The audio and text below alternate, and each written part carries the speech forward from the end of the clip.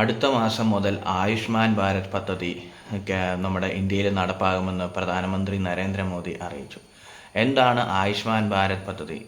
ആയുഷ്മാൻ ഭാരത് പദ്ധതി എന്ന് പറഞ്ഞു കഴിഞ്ഞാൽ മുതിർന്ന പൗരന്മാർക്ക് ലഭിക്കുന്ന ഇൻഷുറൻസ് പരിരക്ഷയാണ്. അതായത് 70 വയസ്സിന് മുകളിൽ പ്രായമുള്ള മുതിർന്ന പൗരന്മാർക്ക് ലഭിക്കുന്ന ആരോഗ്യ ഇൻഷുറൻസ് പരിരക്ഷയാണ് ആയുഷ്മാൻ ഭാരത് പദ്ധതി.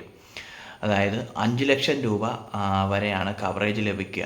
അതായത് നമ്മുടെ ഇവിടെ നാട്ടിലുള്ള നമ്മുടെ ഇന്ത്യയിലുള്ള മുതിർന്ന പൗരന്മാർക്ക് 70 വയസ്സിന് മുകളിലുള്ള ആളുകൾക്ക് എല്ലാവർക്കും ഉപകാരപ്പെടുന്ന രീതിയിലാണ് ഈ പദ്ധതി നടപ്പാക്കുന്നത്.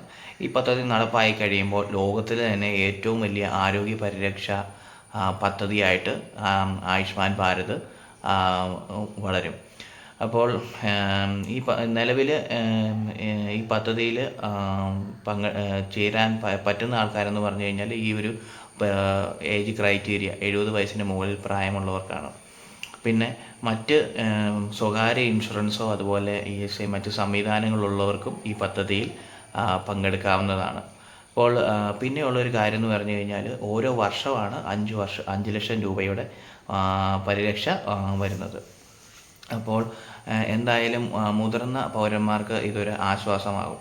പിന്നെ ഇപ്പോഴത്തെ ഒരു സംവിധാനം വെച്ച് നമ്മുടെ നാട്ടിൽ ആരോഗ്യ ഇൻഷുറൻസ് ഉണ്ടെങ്കിലും അത് പല സ്വകാര്യ ആശുപത്രികളിലും നടപ്പാകുന്നില്ല.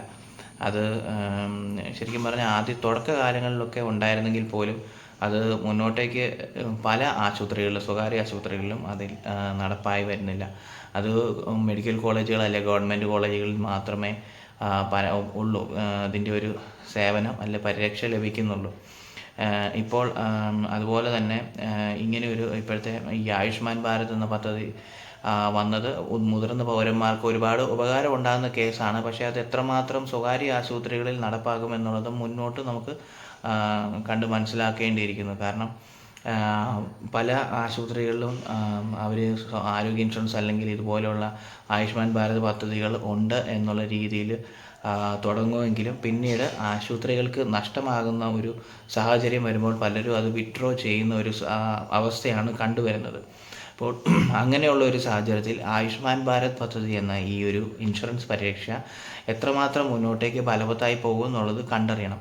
എന്നിരുന്നാലും ഇപ്പോൾ അതായത് വരുന്ന മാസം കൊണ്ടുവരുന്ന ഈ ഒരു ആരോഗ്യ ഇൻഷുറൻസ് പരിരക്ഷാ പദ്ധതി ഒരുപാട് മുതിർന്ന പൗരന്മാർക്ക് ഒരു ആശ്വാസമാകുന്ന കാര്യമാണ്.